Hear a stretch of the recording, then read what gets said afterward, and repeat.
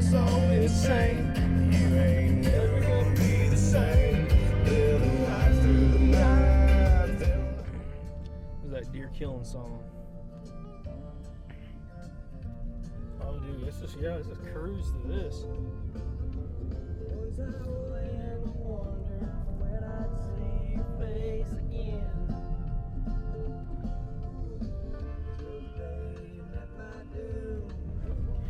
The guys are just scouting the hunting pressure. Sometimes you can't just scout the deer, you gotta scout the hunters too. So we did a tactic. We actually slept in this morning, Saturday. Gonna come out and gotta film some videos for the YouTube channel of some gear first, but kind of driving around just scouting where some guys are set up. I mean, it's almost 10 o'clock, so probably some guys might be coming out. Man, big pile. See those beans? Man, those beans right there look so good. Right here driving some roads around some public, trying to figure out where everybody is. That's a little later in the morning, but our goal is to try to figure out where some pressure's at and how they correlate with some areas that we have picked out. When you're hunting a new place and you really don't know how people are using the property, it's best to kind of drive around and just get a lay of the land during hunting times when guys are out in the woods and just figure out where people are setting up. Good thing is where we kind of got some spots marked on the map, which are, I think, highly overlooked areas just because access isn't great for them. They're not super far off any major roads or anything, but the thing is, it's just in areas that guys see bigger and better things a mile away, and that's where they're going. That's what the hunting pressure is showing us right now, where we're seeing guys parked.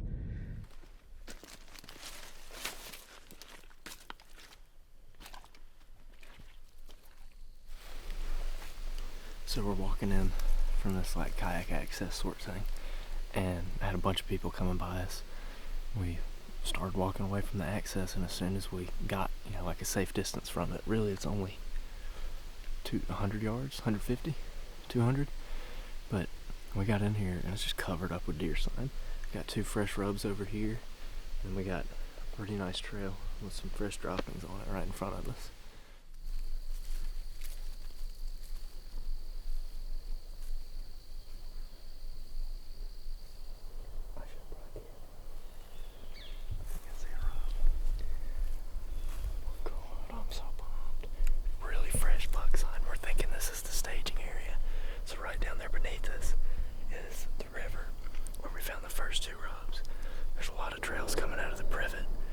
We found this fresh scrape right up here overlooking. So what we're thinking is he's bedded back here over my back. He walks down this ridge, stages up in this area, left this big monstrous looking scrape, and he probably stands up here and watches the bottom or something before he goes in there to feed on all that browse.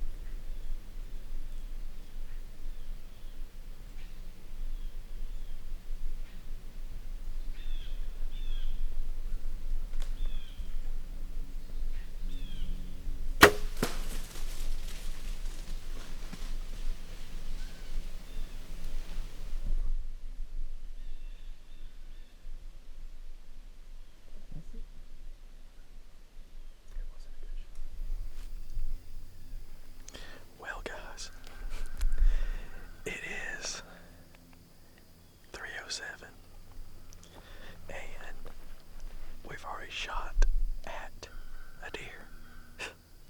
We didn't get up in the tree until,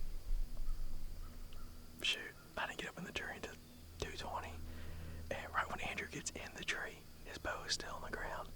We had 2 deer walking on us up on this ridge we're on. I tried to get a shot at one. She spun on me and also misjudged the distance. I thought it was 25 yards. It was 30, so I dropped about 4 inches. But she spun. I think I nicked her back legs when she spun around. But anyway, they just left out of here. But I mean, it's 3 o'clock. I mean, deer are on their feet early. There's a ton of deer deer son in here. The people are on their feet too. Yeah, so we actually, right after we shot at that doe, or I shot at the doe, within 3 minutes, there was a guy walking up the ridge right behind us with a climber, and we waved him off, and he left. But that's the first person I've ever had a run in while in a stand in like 4 years hunting public land during bow season. The first time. But this place where we're at, we're up on this ridge. We've got a body of water to the south of us. We got a little creek right here, just to the west, and this ridge runs along this creek. And the crazy thing is, you know, it's a mix of hardwoods, but there's a mix of privet up here, and we think we have a general idea where these deer are bedded at. And of course, while we were coming up here, y'all saw the scrapes in that giant friggin' rub, which is actually right behind us, about 30-40 yards. But there's just so much deer sun right here. I mean, the ground's torn up. There are piles of deer droppings everywhere. They're all fresh. We got probably about 3.5 hours left. Also, I'm not a Tennessee fan, but Tennessee beat Auburn, so good job, Tennessee. Oh, this guy's sad. Anyways, guys, stay tuned.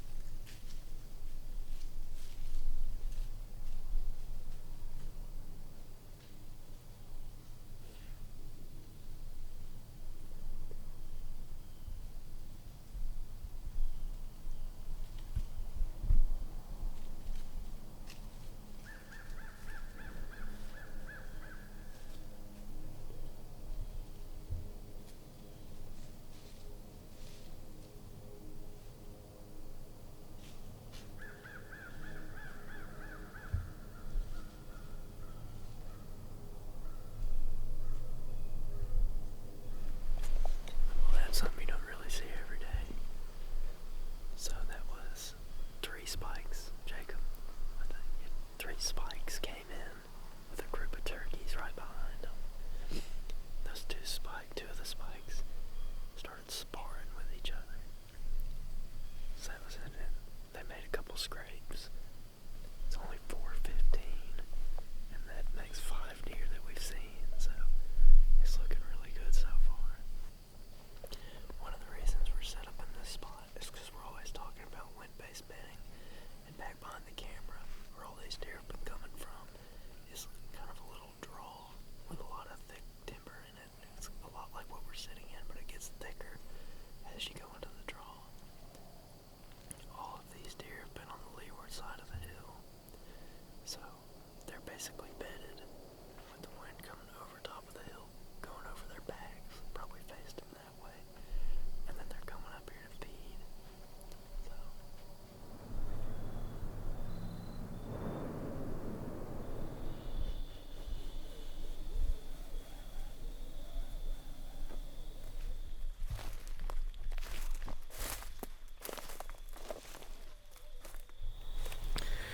Alright guys, so we don't have any good news. What we thought was a miss, or maybe I clipped the back of her leg when she spun, turns out to be a gut shot. And not a gut shot like you might think. This is a gut shot that split her pretty much down the stomach. You know, very, very, very low blood. The deer's gonna die. Unfortunately, it's not gonna be the best way to go. So we're gonna have to back out and just come back in the morning and just see if we can find her body. I don't know, dude. It's crazy. You have to grid search it. Yeah. So we'll see what that turns up in the morning. All right, guys. We are heading back in today. This is Sunday. What's the date today? 14th. Heading back in looking for the doe I shot yesterday. It was a very bad gut shot. So we're just heading right now back along the river, going back up into the spot where we see what we find. It just rained pretty hard last night. And it's probably gonna rain today. As you can see, I got my rain jacket on. But we'll see how this turns out. Hopefully we can recover. We got a feeling she's not gonna be super, super, super far, but hopefully we can find a body. Bunch of fresh tracks in here, if that, right? Very fresh tracks. There's a big track right there. I think they crossed the river.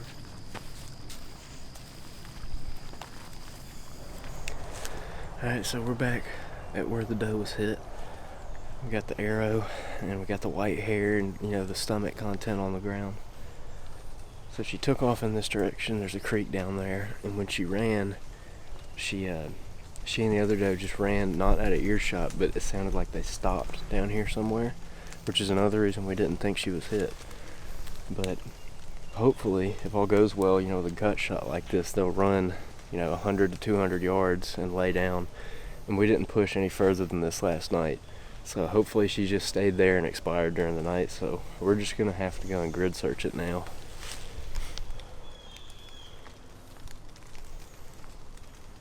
I bet she's right up there in that creek, dude. Let's go.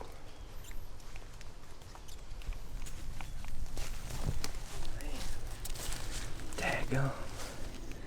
Well, she went that way. Dang. Good spot. I walked right past it. I saw this trail. That's why it's good. I always have two people doing this kind of stuff.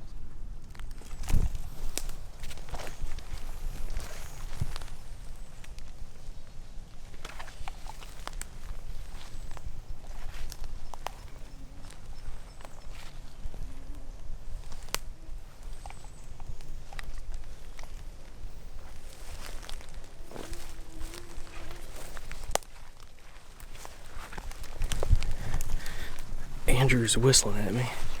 We'll see what he's found. Let's get down here, see where he's at.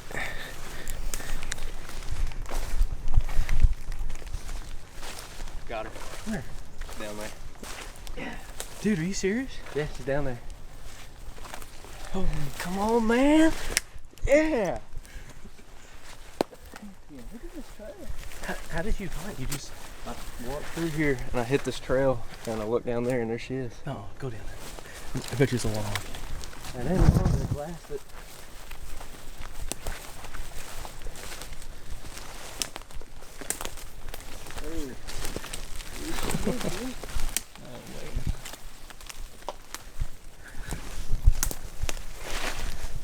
Holy cow.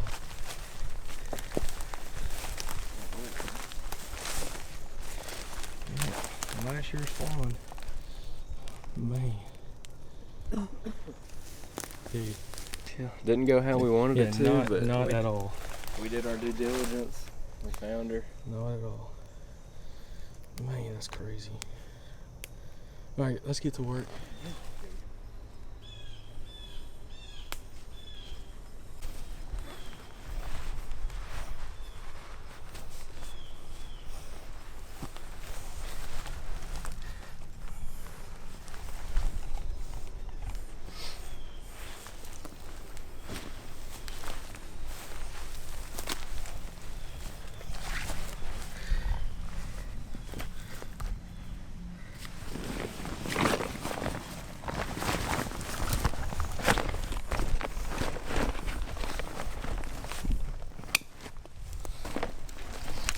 always been pretty good at it. I've just done it a bunch. Since I got the traumatized on bringing it just like a dad did it.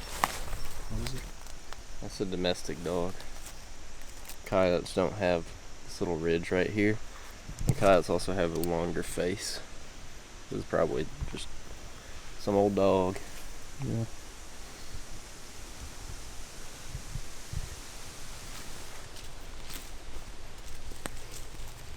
I believe this belongs to you, sir. I appreciate it.